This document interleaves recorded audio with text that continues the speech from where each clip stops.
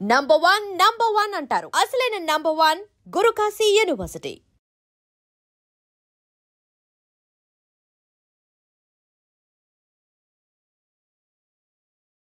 And అలానే మనకి fighting sir, fighting అవుతూ ఉంటే మెయిన్ కెమెరా ఒక్కటే కదా ఫాలో అవుతుంది, ఎన్ని కెమెరాస్ ఫాలో అవుతాయి? That too also depends. A lot of variables are there. We used to have 3 cameras, 4 cameras. And appuduku ippuduku after digital came, nowadays we use a lot of cameras, so that even for the actor, whatever the stunt they are doing, no, they don't have to do it again and again, take the risk again and again. So that you try to do it in one shot, try to get all the angles. So అందుకని cameras ఎక్కువగా పెట్టి follow చేస్తుంటారు. Yes. Okay sir, చాలా సినిమాటోగ్రఫీలో ఇది చాలా difficult, ఇది main ఉండాలి అనే పాయింట్స్ ఏమైనా ఉన్నాయా? Content story. Yes, whatever it is, that is the main support we get. So cinematographer కూడా బిఫోర్గా స్టోరీ వింటారా? Yes, very much. Lot of times actually you can say that cinematographer is the person who a lot of pre-production నుంచి ఉంటారు, director కూడా travel అవుతారు. They decide together about the film. They talk a lot about the looks of it, framings of it, how it has to be presented. అన్నీ ముందే fix అయిపోతుంది. Okay, nothing is spontaneous. Even a look, what you are seeing today, whether it is going to, we are going to follow a method of 80s style or 90s style. ఇప్పుడు మీరు lot of films are coming and period films are coming. So అలాంటి ఫిలిమ్స్కి approach వెళ్తున్నప్పుడు ఎలాంటి approaches ఉండాలి? Actually చెప్పాలంటే more than any other technician, cinematographer is the only person travels with the director a lot. చాలా ఎక్కువ time location selection నుంచి whatever we are planning, everything with DOP and directors teamwork happens. Super sir. అంటే ఇప్పుడు dressing ఏ colour combination ఉండాలి and locations ఏ ఉండాలి, so ఇవన్నీ కూడా సినిమాటోగ్రఫరే చూసుకుంటారు. Yes, కాస్ట్యూమ్ కలర్ నుంచి everything. But the thing is again it is mixer of ideas. డైరెక్టర్కి maybe he would have thought in the scene ఇలా ప్రజెంట్ చేయాలి అని ఉంటుంది. అప్పుడు when DOP tells like sir, if we could do this in this style, this colours, if we go with this kind of tone to enhance, sometimes a director will ask for a particular look. So how to derive that, what kind of costumes we need, so colors, everything. So we sit a lot with costume designers and everybody. We almost before shoot we come to a conclusion what kind of color palette we are going to follow. Super. A colours DOP గారు accept చేయరు? DOP is generally నాకు కాదు, but what I found is white అంటే కొంచెం అందరూ భయపడతారు. And there was a myth, ఒక టైంలో వైట్ అంటే అన్కంట్రోలబుల్ అయిపోతుంది, సో వైట్ బర్న్ అయిపోతుంది, అలాంటి ఇదన్నీ ఉంటుంది. సో వైట్ మేజర్గా it is a big trouble actually. But nowadays what all the wrongs are become right. మనం ఇప్పుడు burn is a needed thing. It enhances your mood or something. So nowadays it's not like that. Yeah. Sir, దీనికి ఏమైనా courses ఉంటుందా సినిమాటోగ్రఫర్కి? So framings courses కానివ్వచ్చు, so అది ఏమైనా learning ఉంటుందా? Lot of courses are there. World wide ఉంటుంది, international లెవెల్లో ఉంటుంది, ఇండియా లెవెల్లో ఉంటుంది.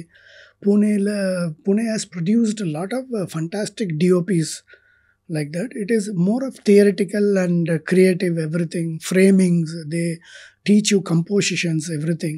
So basically they train you to trigger the mind. ఎలా చూడాలి, రూల్స్ ఏంటి, ఏం చేయాలి చేయకూడదు అన్నీ కూడా మాట్లాడతారు. Okay. So anyone that base is needed actually. It is a very helpful thing. Okay, super. Like an architect, no, you generally by experience constructing something and learning, then coming to that makes a lot of difference. Same thing happens. Yes. Almost I think 1999 అంటే 2000 అంటే 26 years experience ఉంది sir మీకు సినిమాటోగ్రఫర్లో. Sir, and one more thing, అంటే సినిమాటోగ్రఫర్లో ఎక్కువగా beach view అనగానే white dresses వేసుకోమంటారు. వైట్ అంటే బీచ్ రిలేటెడ్ షూట్ అంటే కదా. ఇప్పుడు అన్ని that is all change change now it is more like there is no particular fixation లేదు. సార్ ఎక్కువగా మీరు ఏ కెమెరాస్ని లైక్ చేస్తారు? Cameras Yeah. I am very comfortable with Arri, whatever Arri Flex, those cameras. Even Red, a lot of cameras came, Sony came, everything came. But somewhere I see Arri is, they are very slow in the race, but they are very reliable. They almost get you near film experience. Yeah sir, ఆర్టిస్ట్లకి 2 hours వరకు ఒక sheet ఉంటుంది, 9 to 6 ఒక sheet ఉంటుంది, call sheet ఇలా ఉంటుంది. But సినిమాటోగ్రఫర్కి అలా ఉండదు కదా. Actually, DOPs are the only persons, they won't get a single minute break. Even between a shot, a director can relax, discuss with next shot content or whatever it is. But we are always getting ready for the next shot. Oh my God. Always getting ready for the next. Locations చూసుకోవాలి, next content చూసుకోవాలి, next shot చూసుకోవాలి, ఆర్టిస్టులు ఎవరో చూసుకోవాలి, combination ఎవరో check చేసుకోవాలి, placement check చేసుకోవాలి, lighting check చేసుకోవాలి Yeah. కదా, కలర్ Yes, కాంబినేషన్స్ చెక్ చేసుకోవాలి. Oh my god. సార్ మైనర్ని కూడా మీరు చెక్ చేస్తారు కదా, ఇక్కడ ఇక్కడ ఇలా ఉంది, ఇక్కడ ఇలా లేదు, ఐబ్రోకి ఇక్కడ పెన్సిల్ ఉంది, ఇక్కడ లేదు. Yes. సో హెయిర్ ఇలా ఒక్క 1 single హెయిర్ ఇలా నిలబడింది. సో ఇంత పర్టికులర్ మైనర్ని కూడా అసలు Yes, 2 eyesతో ఆ లెన్స్లో ఉన్నదని ఎలా సార్ అది? Everything will go in to the mind. మనం అబ్జర్వేషన్లోనే ఆర్టిస్ట్కి చిన్న చిన్న ఇదన్నీ ఉంటా కూడా అన్నీ తెలిసిపోతుంది. సెట్లో డిఫరెన్సెస్. ఎవ్వరు ఎలా ఉన్నా డిఓపి మాత్రం ఏ మైండ్లో ఎలాంటి టెన్షన్స్ వరీస్ లేకుండా మాత్రమే ఉండాలి. ఎవరు ఎలా ఉన్నా పర్వాలేదు కానీ. Yes, because this is the only place where మీరు అన్ని షూట్ చేసిన తర్వాత you don't have the second chance to correct it. Yes, once burnt, that's all. Life long we have to regret about it. Yes, true. Sir అసలు అంటే ఈ question అడగకూడదు కానీ మీరు చెప్పేయాలి. సో మీ ఇనీషియల్ డేస్లో అంటే లైక్ 1999 ఆర్ అసిస్టెంట్ డిఓపిగా వర్క్ చేసేటప్పుడు మీ శాలరీ ఎలా ఉండేది? ఇప్పుడు ఒక ఫిలింకి మీరు ఎలా చార్జ్ చేస్తున్నారు? శాలరీ గురించి actually it's a nice thing because it is my personal feel that when నేను అసిస్టెంట్గా జాయిన్ అయినప్పటి నుంచి till my second film I didn't realise that it is a profession where you can get money. నాకు first when I was an assistant almost 7 years assist చేశాను. ఈ టైంలో we use to get conveyances or not even we are not paid big. But I think that time just imagine you get what ever money you want. ఎక్కడో mind settle అయిపోతుంది కదా, ఎంత సేఫ్గా ఉన్నావు, మనం ఎందుకు ఇంకా వేరే నెక్స్ట్ లెవెల్కి ఎందుకు వెళ్ళాలి అని ఒక మైండ్ వస్తే that is the fall where it starts. But ఆ టైంలో my intention was to learn the craft. ఒక కాలేజ్కి వెళ్తే ఎలా ఉంటుందో అలాగే. College is not paying us no, we're only paying the college and learning. So అప్పుడు 7 years నేర్చుకున్నారు. 7 years. అంత టైంలో not big money and all came. Basics we used to get conveyances and other things. Batas we used to get. That also not, particularly camera department doesn't get wages like other departments. So it is a small beta which will be used for your very basic needs. 1993, 94 ఆ టైంలో బేటాస్ ఉండేవి. Yes, even till it was there. Beta. ఇప్పుడు కూడా ఉంటుంది అది. But only thing what I am saying is that is the period where it is not about the salary, it is about what we are learning, because that gave our base nunche tarvata independent cameraman. Today now I have a own house, I am living comfortably. All those things are just because of those 7 years invested on the craft. Yeah, that passion. Sir చాలా మంచిగా answer ఇచ్చారు కానీ figure మాత్రం చెప్పలేదు. See, now it varies depending on the dates and heroes. Budget of the film, everything designs. Okay. అంటే particular budget కాకుండా so ఎలా ఎలా క్రాఫ్ట్ అనేది పెరిగింది?